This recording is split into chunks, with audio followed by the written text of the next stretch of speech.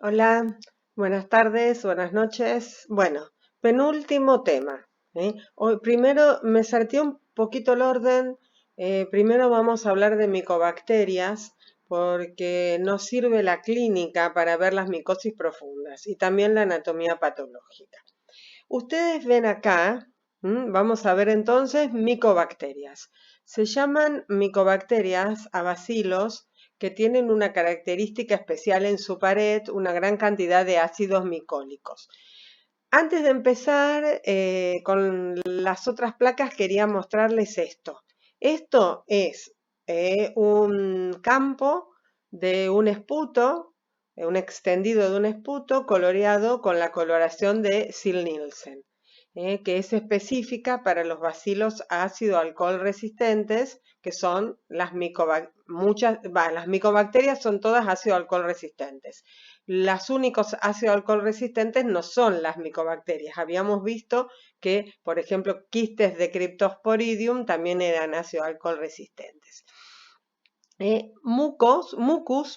Leucocitos, y todos estos que ven ustedes aquí, rojos, fucsias, rosas, incluso estos que son gordos, porque hay varios juntos, varios bacilos juntos, factor cordal, factor cuerda, core factor, no se separan del todo y eso hace que inhiban la fagocitosis. Bueno, esta es una muestra súper positiva, pero con mirar esto, siempre cuando doy clases presenciales hago este show y les digo, un paciente, ustedes todos saben que la tuberculosis sigue siendo una enfermedad mal vista por la sociedad. Es una enfermedad de la pobreza, de la mala alimentación, de las malas condiciones higiénicas, del hacinamiento, y siempre es una enfermedad estigmatizante. Todavía continúa siéndolo en nuestro medio. Entonces yo les digo, un paciente viene con un cuadro clínico de tuberculosis. Empiezo con el cuadro clínico que me gusta. ¿Qué tiene el paciente? Es un tosedor. Empezó a toser hace 20 días, un mes o más. Un tosedor crónico. Fue aumentando la tos. Primero era seca, luego enseguida tuvo catarro, tiene catarro mucopurulento abundante, y cuando el paciente empieza a aumentar ese catarro, puede ser que tenga también chuchos de frío a la tardecita, y se mida la fiebre y tiene 37,5, o febrícula. Y también está adelgazado sin haber hecho dieta. Te dice, mire doctora, yo antes usaba el cinturón en este agujerito y ahora tengo que correr 2 o 3 agujeritos. Pero yo no hice dieta. Y mi mujer me dice, negro, vos viejo cada vez tenés más tos, una tos tremenda. A la noche no me dejás dormir de cómo toses. ¿Y sabe por qué me decidí a venir, doctora? Por más que yo hace como un mes o más que estoy con esto. Porque el otro día cuando tosí tanto, que vi en el catarro, que expectoré, a unos hilitos medios rojos, medios marroncitos, que tuve miedo que sea sangre. Esputomo optoico. Esputomo optoico en nuestro medio es TBC es tuberculosis, TBC hasta que se demuestre lo contrario.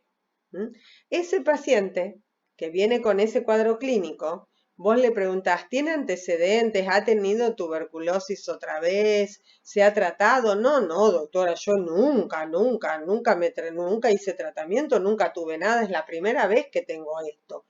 Vos le pedís una vaciloscopía seriada de esputo.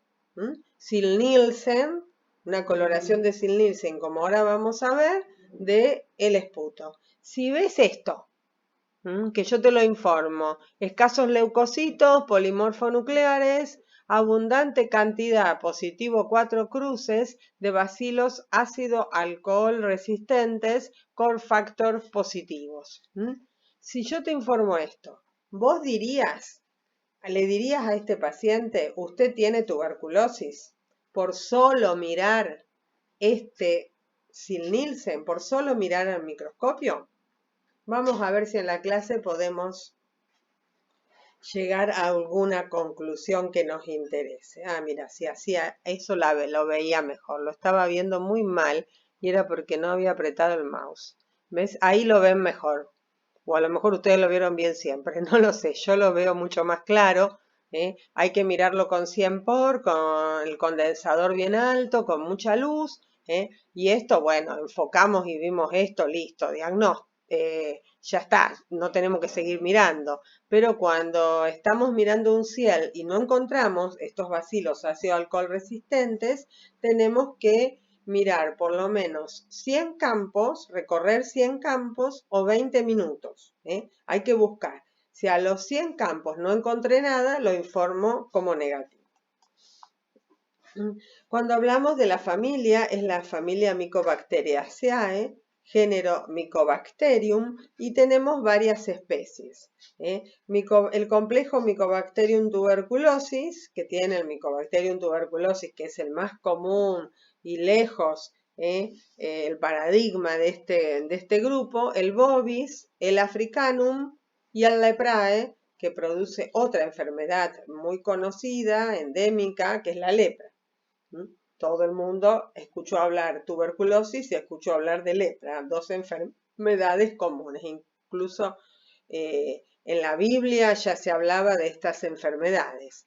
El Mycobacterium no tuberculosas, que son de crecimiento lento, lo que también se llaman micobacterias atípicas, el complejo Avium, Kansasi, Marinum, Ulceras, Cenopi, etc. No aprendan estos nombres, solo digan que hay Mycobacterium tuberculosis, Bovis africanum y leprae, y que hay micobacterias atípicas de crecimiento más lento aún que el tuberculosis y de crecimiento rápido, como el abscessus, el fortuitum. Ojo, estos últimos que estamos hablando, cuando yo estudié medicina hace muchos años, decíamos, hay micobacterias que afectan al ser humano y micobacterias que son del ambiente, de los animales y que realmente no son causa de enfermedad en el humano. Bueno, eso cambió en los años 90, 80 y pico 90, con la aparición del SIDA.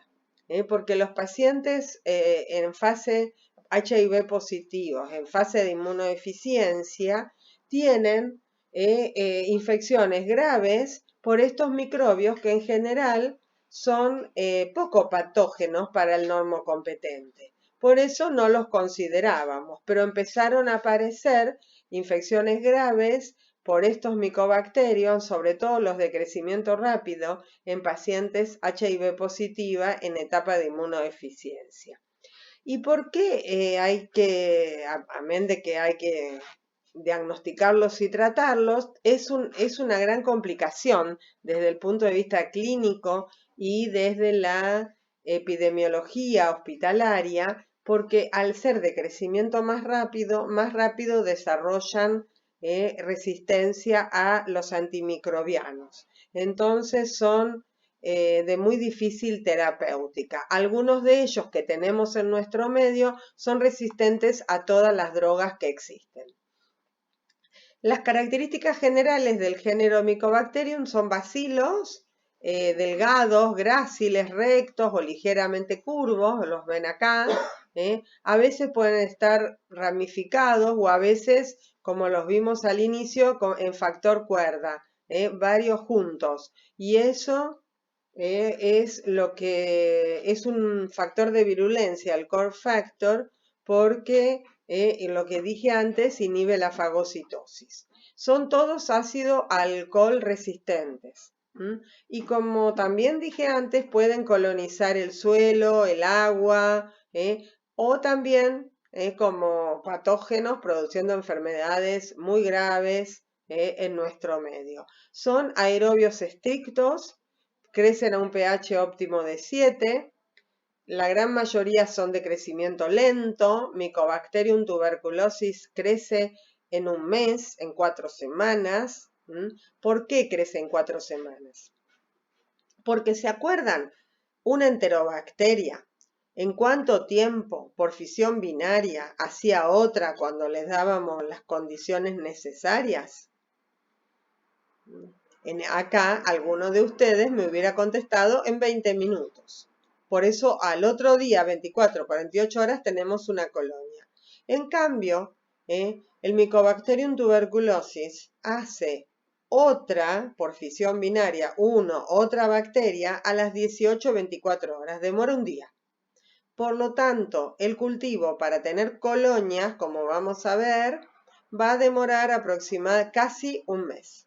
Y hay algunos de esos atípicos de crecimiento más lento aún que demoran hasta 58 días. Por eso les explico ya que los cultivos los dejamos 60 días en la estufa 37. Si en 60 días no desarrolla nada, lo tiramos e informamos negativo. Los vamos viendo una vez por semana para ver los de crecimiento rápido, al mes los seguimos para ir viendo cómo van creciendo, pero si al mes no creció nada, los dejamos hasta los 2 meses. Por las dudas tenga alguno de crecimiento lento. Tiene requerimientos nutritivos variables, no es muy exigente, el medio que usamos tiene fundamentalmente huevo, es como un flan en realidad, está coagulado el huevo y eso le da la firmeza, la textura. Lo que sí es muy importante es que son muy resistentes a la desecación y por lo tanto, por ejemplo, un paciente que expectora en la calle, esos bacilos no se mueren, pueden estar varias horas y varios días y después de ahí puede secarse, aerolizarse con el viento e inspirarlos y contagiar. Y desarrollan frecuentemente resistencia a los antibacterianos porque hay que hacer no es nuestro métier, pero lo introduzco para el año que viene,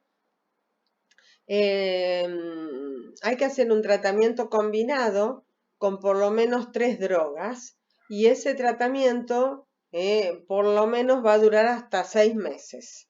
Y es muy común que los pacientes abandonen el tratamiento y como ya se sienten bien al mes, 2 meses, ya no quieren tomar más las pastillas y se sienten bien y lo abandonan. Y cuando abandonan el tratamiento es donde tenemos esas cepas multiresistentes, que no solo perjudican a ese paciente, sino que ese paciente está contagiando cepas multiresistentes.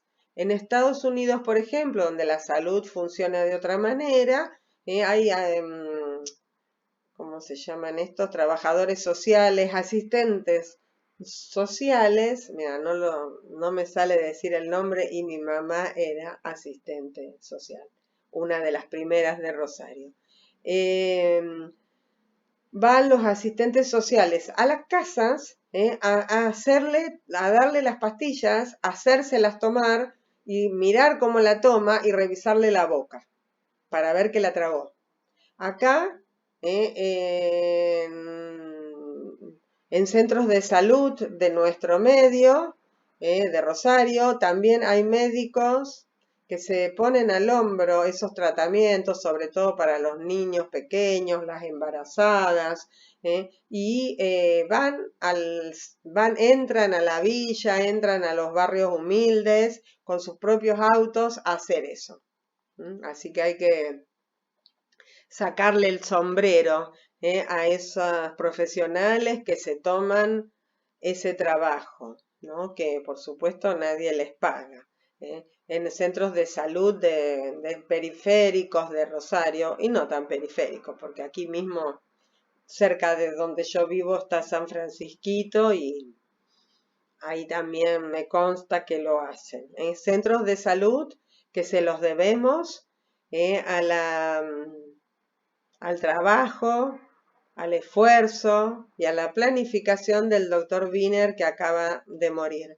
No me meto en política, no digo que sean bueno o malo el partido donde él militó toda la vida, pero lo que ha hecho por la salud rosarina y de nuestros vecinos del Cinturón del Gran Rosario, realmente descentralizar la salud, escalonar la salud según las patologías, los centros periféricos de salud, los centros comunitarios, las salitas, como le dice la gente, donde tienen fichas por familia, donde saben quién se vacunó y quién no, que pueden hacer realmente un trabajo médico y social, tanto de prevención como de atención primaria de la salud. Todas las micobacterias tienen esta pared. Esta pared, si la analizamos, es una pared más positiva, más parecida, perdón, siempre me atropello con las palabras, a un gran positivo. Pero tiene una gruesa, en vez de peptidoglicano, que tiene un poquito acá, tiene una gruesa capa de ácidos micólicos, de lípidos, de grasa, de ceras. Esa gruesa capa de ceras es lo que teñimos con la tinción de Ziehl-Neelsen. Aparte tiene proteínas que estimulan la respuesta de la inmunidad celular. Son microorganismos que van a estar la inmunidad para defendernos de ellos está mediada por células. Es la inmunidad celular, porque son parásitos intracelulares. Pueden vivir dentro de los macrófagos.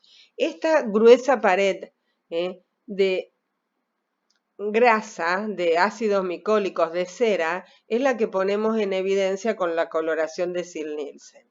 Ustedes la vieron en los laboratorios, por ejemplo, hacemos el extendido del esputo, primero se le coloca fucsina básica, por debajo se prende un hisopo embebido en alcohol y se flamea hasta que emanan vapores blancos, sin que hierva, porque si hierva se quedan todos unos manchones que después no puedo ver bien al microscopio.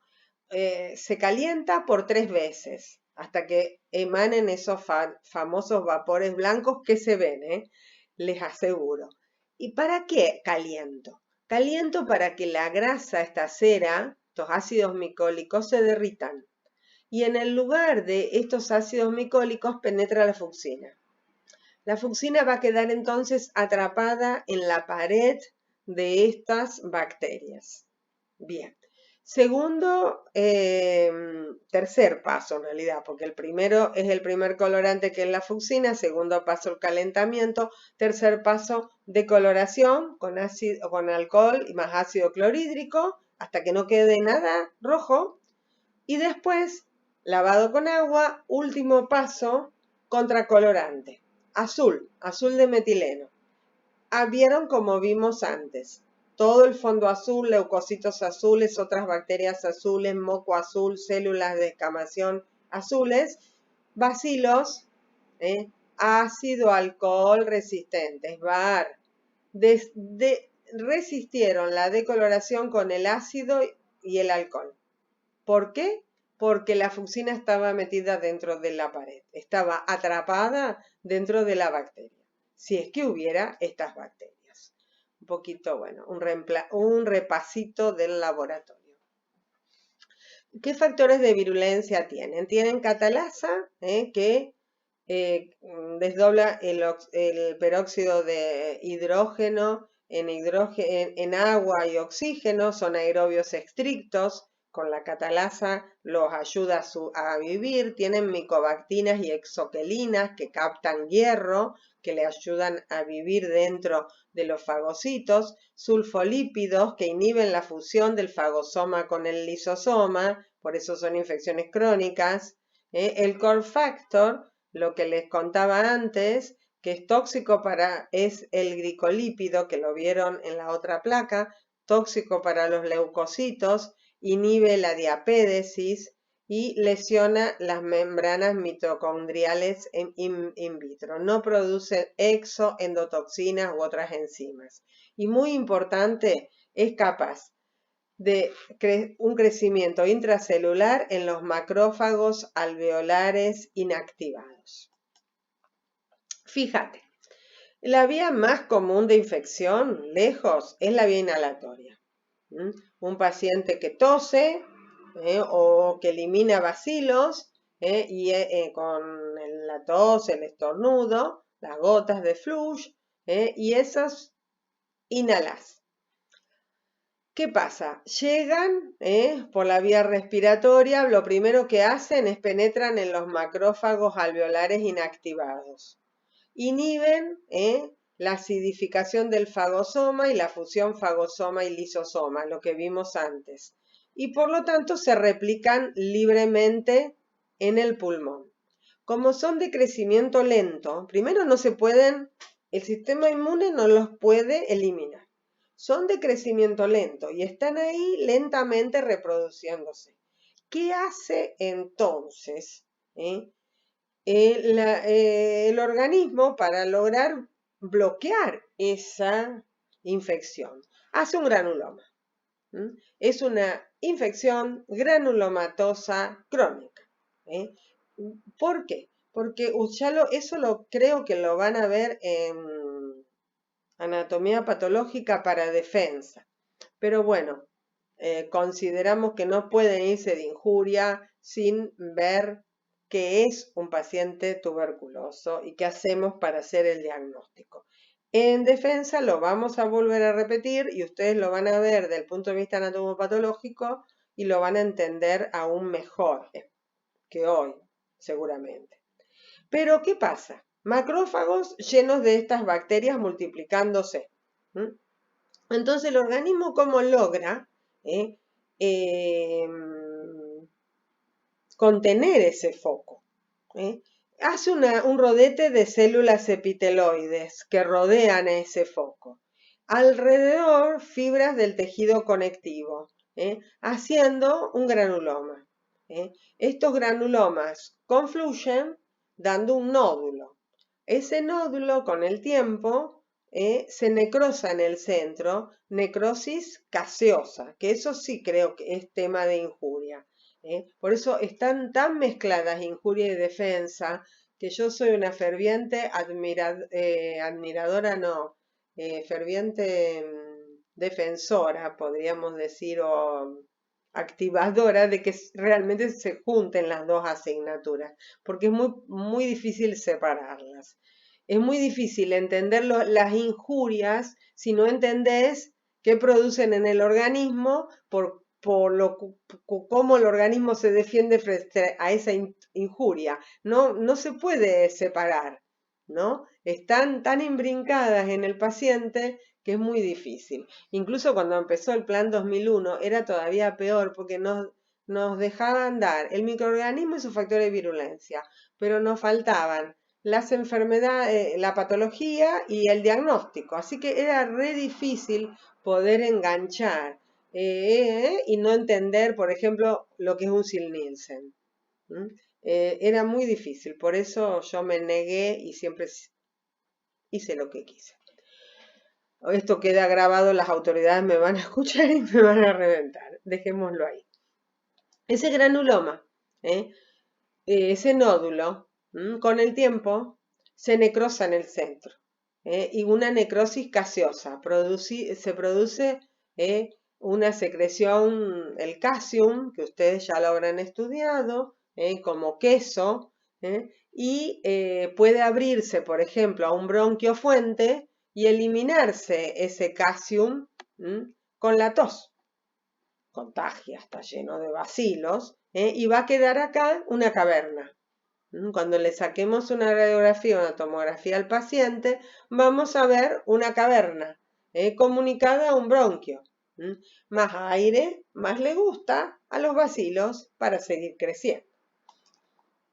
Un poco, el paciente tuberculoso, antes los dijimos al principio, es un paciente que vive en malas condiciones higiénicas, que hay hacinamiento, poca ventilación, malnutrición, enfermedades de base como por ejemplo diabetes, otras enfermedades endocrinas o está haciendo tratamiento con inmunosupresores, o tiene una inmunodeficiencia, por ejemplo un HIV. ¿Se acuerdan que la tuberculosis diseminada, habíamos dicho que antiguamente era una de las marcadoras de SIDA? ¿Se acuerdan cuando vimos todo ese cuadro? Vieron que ya estamos terminando Injuria y que un poco lo que les dije al inicio, que todo se iba a imbrincar y que todo se va a juntar al último y se va a juntar en defensa para nosotros, ven que tenía razón, se va cumpliendo. Entonces, el hospedero por vía respiratoria inhala. Llega el Mycobacterium tuberculosis, lo más común, al pulmón. Ahora vamos a ver que hay otras vías también, pero más raras. Al pulmón. Y da una infección primaria. El 90% de los pacientes desarrolla una inmunidad y le queda un resabio radiológico. En general, vértice de pulmón derecho. ¿Por qué? Porque es la zona más aireada, con más oxígeno. Habíamos dicho que es un aerobio estricto. Cuando uno va a ver un paciente que ha tenido tuberculosis, que tiene razón de foco para tuberculosis, uno pone la radiografía, lo primero que mira es el vértice del pulmón derecho. Hay que mirarla toda, no digo que con eso solo, pero nuestros ojos se van ahí, porque sabemos que ese es el lugar más común.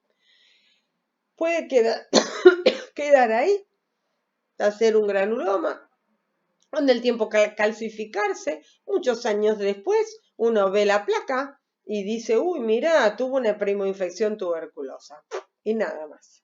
En pacientes inmunodeficientes, con alteraciones genéticas, muy pequeños, muy viejos, desnutridos, con otras patologías concomitantes graves, puede hacer una infección pulmonar progresiva y diseminada. Por ejemplo, una tuberculosis miliar.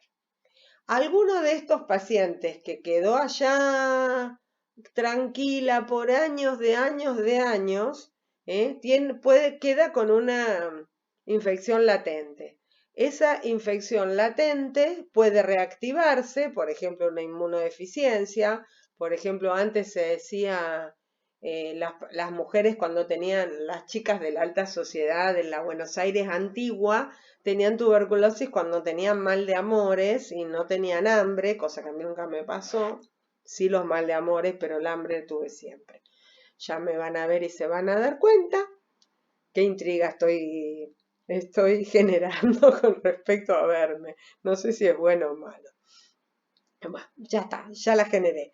Y esa inmunodeficiencia, por ejemplo, algún adelgazamiento brusco, mal de amores, sida, tumores, diabetes descompensada, se reactiva. Y en las reactivaciones dan infecciones pulmonares diseminadas, también pulmonar progresiva y también diseminada a otros órganos. Vamos a ver ahora a todo lo que se puede infectar. También pueden reinfectarse los pacientes, por ejemplo, tuvo de niño, quedó latente y después es médico, trabaja en una salita de atención primaria todo el día o en el Carrasco todo el día con pacientes tuberculosos, y se puede reactivar y tener una tuberculosis activa. Esto no me gusta grave y menos grave está mal escrito, lo tendría que haber arreglado y nunca lo arreglo por vaga, sería moderada, gravedad moderada o moderadamente grave, pero menos grave. Yo pondría grave y moderada. Grave es tuberculosis extrapulmonar, es meningia. La meningitis tuberculosa es una enfermedad mortal. Una vez diagnosticada, el paciente 99,99 que va a morir. Es una meningitis a líquido claro, a pesar que es bacteriana, con la glucosa baja y con linfocitos, no leucocitos, no polimorfos, perdón, sino linfocitos mononucleares, y que es de instalación lenta, y BCG, la vacuna que todos nosotros tenemos, previene solamente las formas graves, no previene la tuberculosis. Todos nosotros estamos vacunados, podemos tener tuberculosis, pero no vamos a tener las formas graves mortales. Miliar, que es una siembra miliar como granos de mijo en todo el organismo, pericárdica, peritoneal, pleural bilateral, vertebral, mal de Pot, intestinal, en el mesenterio, porque ama el sistema retículo endotelial, genitourinario, riñón, vejiga, se eliminan los bacilos por orina, es también una orina que tiene escasos leucocitos y tiene bacilos ácido alcohol resistentes. Moderadas en los ganglios, en lo que antes se llamaba la escrófula, me estoy señalando el cuello porque aparecían ganglios en el cuello de evolución crónica que fistulizaban a la piel y eliminaban el calcium por la piel y después quedaban unas heridas todas retraídas que se llamaban escrófulas, pleural unilateral, ósea pero no raquídea, cutánea, puede haber esos nódulos o en las articulaciones. Hay artritis tuberculosa. Miren, cualquier órgano de la economía puede estar afectado. Fíjate, ¿cómo hacemos el diagnóstico? Diagnóstico, ¿qué muestras? Esputo, siempre esputo seriado. Por lo menos 3 muestras. Primero de la mañana, bien catarro que salga del pulmón. Puede ser un lavado broncoalveolar, una punción de pleura, de los tejidos, orina, líquido cefalorraquídeo, líquido articular, líquido peritoneal por punción. No, el Gram fresco no sirve para nada, Gram no se hace, coloración de Ziehl-Neelsen. Un Ziehl-Neelsen positivo de un esputo, bien tomada la muestra, bien catarro, una muestra representativa, más de 25 leucocitos, 20-25 leucocitos por campo, menos de 5 o a 10 células epiteliales planas, con bacilos ácido alcohol resistentes, que nunca el paciente hizo tratamiento para la tuberculosis, es diagnóstico de tuberculosis, con solo mirar al microscopio. Contesto a la pregunta inicial. También se puede hacer otra coloración que es la auramina. A veces ahora estamos haciendo auramina, a mí me gusta con la fucsina porque estoy acostumbrada a la fucsina. Viste que uno es un animal de costumbre. Son bacterias de crecimiento lento, dijimos que se hacen, perdón, no les mostré. Auramina, y acá se ven más feas, no se ven tan rojas como al inicio se ven más lindas. También se puede hacer con safranina, a mí me sigue gustando con fucsina. Los cultivos, bueno, y se informa así, perdón. No se observan en 100 campos, positivo 1 a 10, una cruz, 2 cruces entre 1 a 10 por 50 campos, 3 cruces, 10 bacterias, 10 bacilos, ácido alcohol resistentes en 20 campos. ¿Para qué me sirve cuantificarlo? Primero que es muy operador dependiente, pero a los pacientes puede servir para el tratamiento, pero a veces están muertos y se siguen tiñendo igual, así que no me sirve tanto la visualización para el control del tratamiento, sino los cultivos. Los cultivos, este es el medio de Lowenstein-Jensen, acá están todas las colonias, son en tubo para que yo no me contamine cuando lo abra, el operador, y estas colonias como miga de pan son colonias de Mycobacterium tuberculosis. Vos pensás que todo esto que tiene acá, esto es verdecito el medio, prolijito, lisito, divino. Yo sembré el esputo así, con el ANSA. Todo esto son colonias. Yo siempre pienso, todo eso tiene el paciente adentro del pulmón. adentro de una caverna. Y cuando tose, larga todas estas bacterias. Larga no queda, expulsa. Se pueden hacer métodos más rápidos de cultivo, que son métodos líquidos, automatizados, con un caldo Middlebrook, que demoran de una semana a 15 días. Y una vez que tengo las colonias, voy a hacer pruebas bioquímicas, pruebas de hibridación, secuenciación y también antibiograma, PSA, prueba de susceptibilidad a los antimicrobianos para ver qué antibióticos son sensibles o resistentes. También se pueden buscar antígenos y también se puede detectar el genoma con un termociclador. Hoy está de moda la PCR, todos lo escuchan con los coronavirus.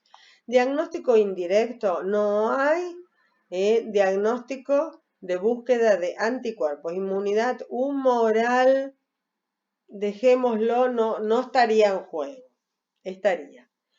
Lo que podemos hacer sí es medir la inmunidad celular con la prueba de la tuberculina, anteriormente llamada Mantut, que utiliza la PPD, proteína purificada. ¿Se acuerdan que la vimos al inicio? Se pone intradérmica un aboncito y a las 48 horas se cita al paciente y se mide diámetro de la pápula. De la mácula, de la mancha que hay alrededor, no me importa nada. Puede tener una mancha de 10 centímetros, que si no tiene pápula es negativa.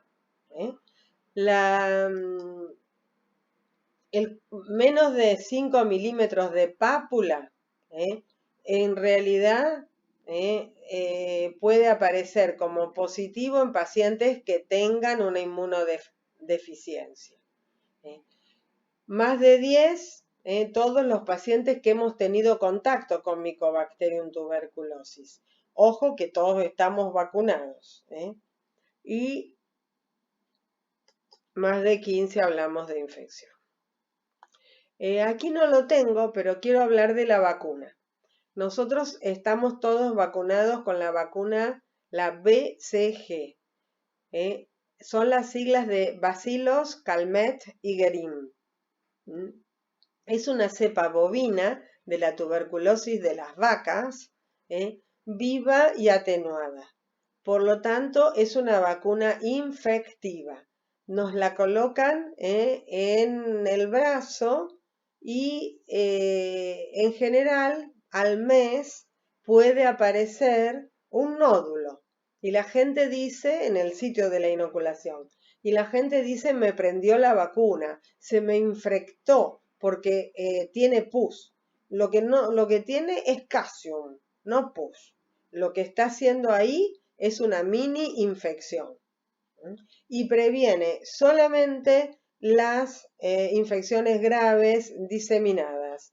No previene las infecciones que sean, no previene tener tuberculosis. Estamos todos vacunados, todos podemos tener tuberculosis, pero los vacunados en general no tenemos infecciones severas mortales. Por eso los que son antivacunas la ponen siempre como caballito de batalla. Dicen, se vacunan y tienen igual. Y se ponen una bacteria viva y qué sé yo y qué sé cuánto. Porque no entienden nada, no quieren entender o te quieren versear. Así que por favor entiendan esto. Mycobacterium leprae, ¿se acuerdan? Que productor de la lepra es, fíjate, fue identificado en el año 1874 por Hansen. Hansen vivía en un pueblito chiquito de Noruega, en un fiordo divino. El pueblo es la ciudad una belleza, creo que una de las ciudades más caras del mundo, que se llama Bergen. No hagan chistes. Se llama Bergen. Yo fui. Y tampoco hagan chistes. Es la última clase o penúltima, entonces me permito algunas de estas cosas un poco subidas de tono. Bergen, por más que allá es un clima tremendamente frío, que no favorece la aparición de pacientes leprosos. Justamente es en climas cálidos, donde hay mucha promiscuidad. No son estos bacilos sumamente contagiosos como la gente piensa. Toca a un leproso y va a tener lepra. Necesitas contacto reiterado y una inmunidad celular que te permita tener lepra. Eso lo sabemos ahora. Por años de años han sido estigmatizados los leprosos y hay películas y libros y de todo, de lepra.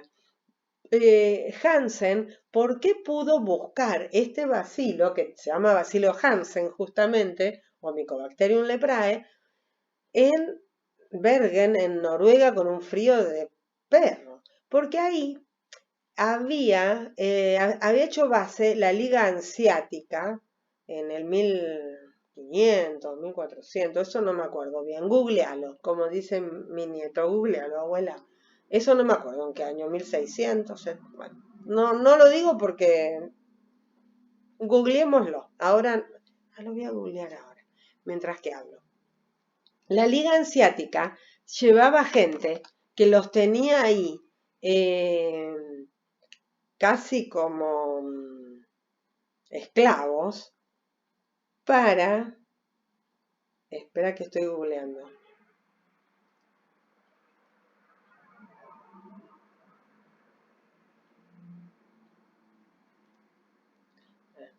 Liga Hanseática. Un segundo. Los tenías como esclavos porque ahí estaban los secaderos de bacalao.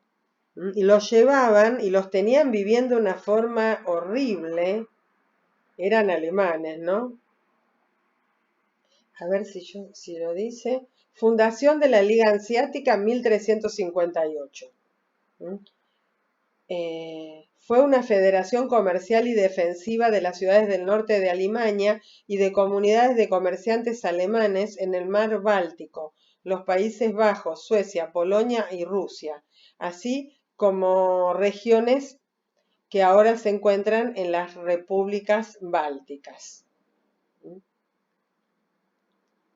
Terminó sus operaciones en 1862, así que bueno, no estaba muy equivocada. Ahí llevaban a estas personas que estaban hacinadas en unas casitas de madera que ahora son preciosas y que hay boutique y cosas y museos y escuelas de arte, una cosa muy fashion, muy linda, pero esta gente estaba ahí en un museo, estaba ahí confinado, que en la parte superior era donde ahumaban y secaban los tenían que ahumar porque es muy húmedo, secaban los bacalao. Vivían en unas condiciones deplorables de higiene, hacinamiento, malnutrición, muertos de frío. Bueno, y ahí aparecieron pacientes con lepra y Hansen hizo el diagnóstico. Es un bacilo recto, ligeramente curvado, otra vez en N, en B o en L. Fíjate, acá tenemos una biopsia con todos los bacilos ácido alcohol resistentes. Tiene un periodo de incubación muy largo, desde meses hasta 20 años, y algunos nunca se enferman. Son aerobios estrictos, inmóviles y no esporulados, y otra vez es un parásito intracelular obligado. Vos fíjate un poco de historia, que es una enfermedad milenaria. En el 600 antes de Cristo ya hubo referencia escrita en el Antiguo Testamento de pacientes con lepra. ¿Se acuerdan que Jesús curó leprosos? A lo largo en la historia, a las personas fueron estigmatizadas, las mujeres han sido repudiadas por sus maridos, perdidos todos los bienes, les sacaban los hijos, eran confinados en leprosarios. En la Argentina hubo leprosarios. Si alguno de ustedes es del Chaco, es de Resistencia, frente a Resistencia, en la isla del Cerrito, había un leprosario que la gente iba, los médicos iban y venían en barco, en bote, residían ahí unas monjas, hoy hay una hostería, hay un lugar para recreación, para hacer picnic, yo paré en esa hostería, eh, muy loco es. El papá de un amigo mío que era de Corrientes y era oftalmólogo, iba en barco, en bote, desde Corrientes a atender los pacientes. Y si alguno vio la película Diario de Motocicleta, el viaje iniciático del Che con su amigo, ¿cómo se llamaba el amigo? Ahora no me sale. Con su amigo por todo, es el apellido, por toda Latinoamérica, cuando llegan a Perú, a la parte de la selva, cerca de Iquitos, después al tiempo ya se separan, fueron a trabajar, él ya era casi médico, fueron a trabajar a un leprosario y los pacientes estaban de un lado del río y los médicos y enfermeras iban y venían, pero vivían del otro lado del río. Se creía que era una enfermedad sumamente contagiosa, estigmatizante, porque no había tratamiento y los casos graves tenían alteraciones que eran muy visibles y muy desagradables. Se llamó elefantiasis, leontiasis, lepra leonina por la facie, mal rojo de Cayena, enfermedad de Crimea, mal de San Lázaro, porque San Lázaro murió de lepra, dicen.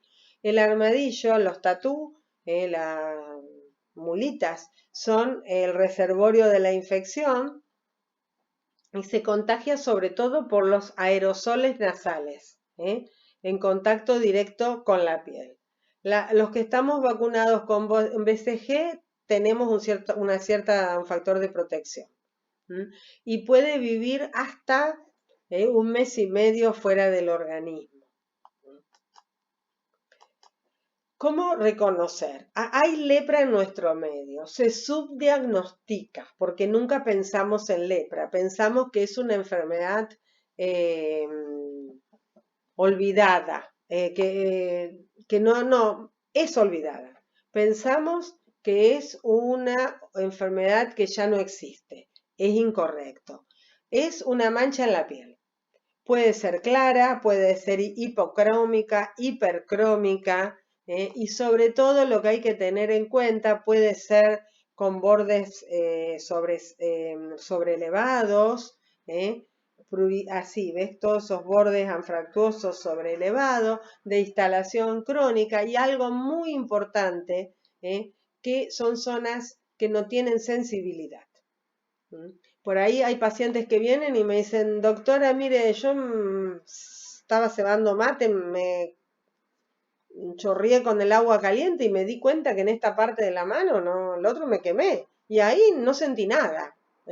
Pueden ser rojizas, claras, borde elevado, muy diferentes formas, solo un engrosamiento de la piel, y hay que ver la sensibilidad.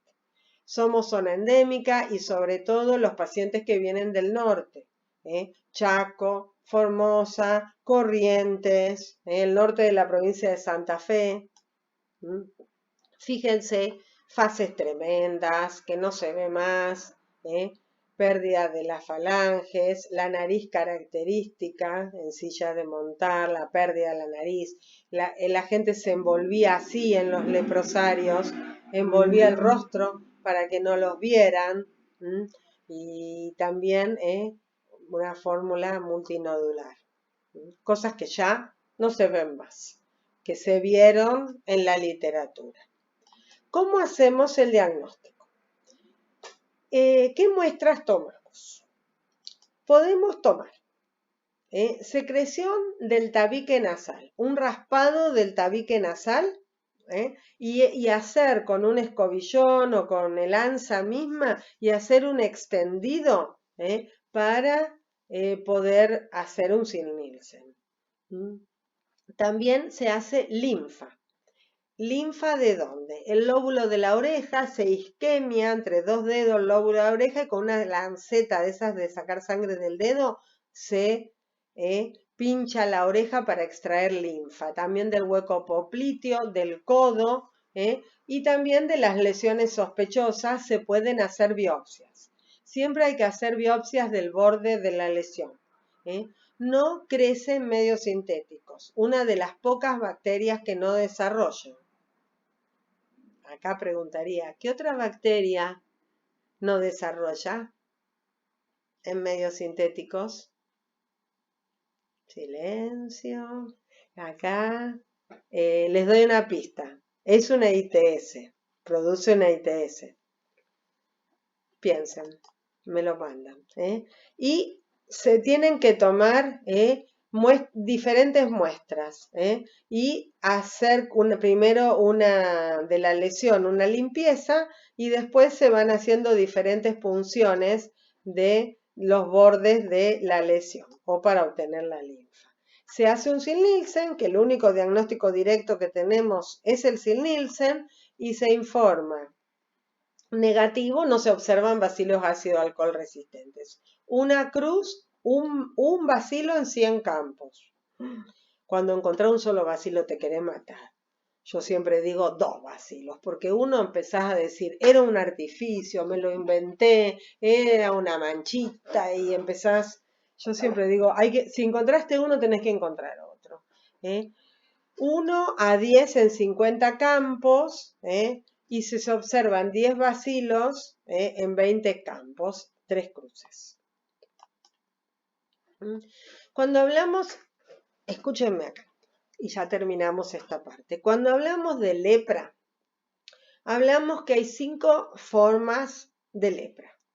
2 formas polares, lepra lepromatosa y lepra tuberculoide. Cuando llegamos a esas formas polares, están fijas. Cuando nos contagiamos lepra, nos contagiamos una lepra indeterminada. No sabemos a dónde va a ir. El bacilo es siempre el mismo. ¿A qué forma va a ir? Depende de la inmunidad celular del huésped. ¿Se acuerdan? Huésped, agente y ambiente. Acá el agente es siempre el mismo. Cambia el huésped.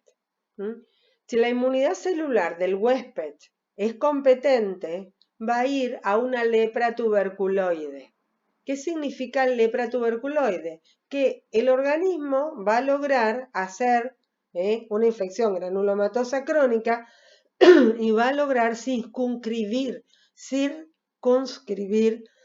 a la bacteria y por lo tanto no se va a diseminar.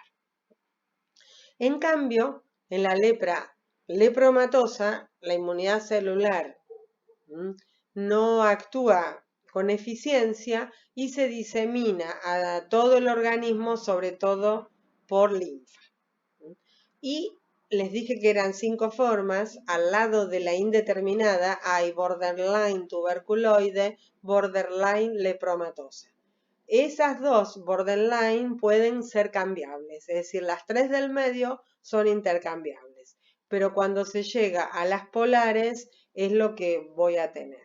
Por supuesto, una pregunta que hago muy frecuentemente en los exámenes, que como a ustedes les tocó esta forma tan sui generis de escucharme, les doy la ventaja de decirles la pregunta para que la piensen, es, tenés que tener lepra. ¿Qué lepras querés tener? Vos o tu paciente. Piénsenlo y después me lo contestan en el examen. Cuando hablamos de una lepra tuberculoide, que es la lepra benigna, la lepra que logramos mantener el bacilo circunscripto, que no se disemine, muchos de esos pacientes se curan solos, a veces sin tratamiento, porque la propia inmunidad celular del organismo logra contener la infección.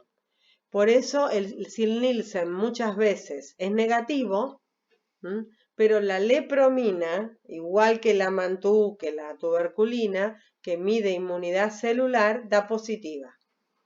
¿Por qué da positiva? Tiene una inmunidad alta celular que hace que haya pocos bacilos, es paucibacilar. En cambio, la lepromatosa, que es la lepra maligna diseminada, el Sil-Nielsen va a ser positivo, va a tener muchos bacilos, es pluribacilar, y la lepromina va a ser negativa.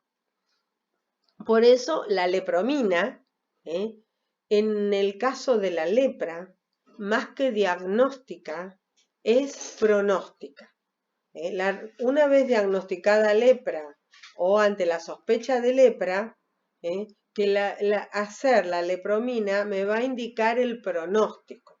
Cuando un paciente con lepra tenga una lepromina positiva, el pronóstico es un buen pronóstico. En cambio, una lepromina negativa, el paciente puede tener una lepra diseminada, lepromatosa grave. Igual todas tienen tratamiento hoy, si se hace el diagnóstico. La lepromina también se llama una intradermoreacción de Mitsuda-Fernández, y ese Fernández, de la Mitsuda-Fernández,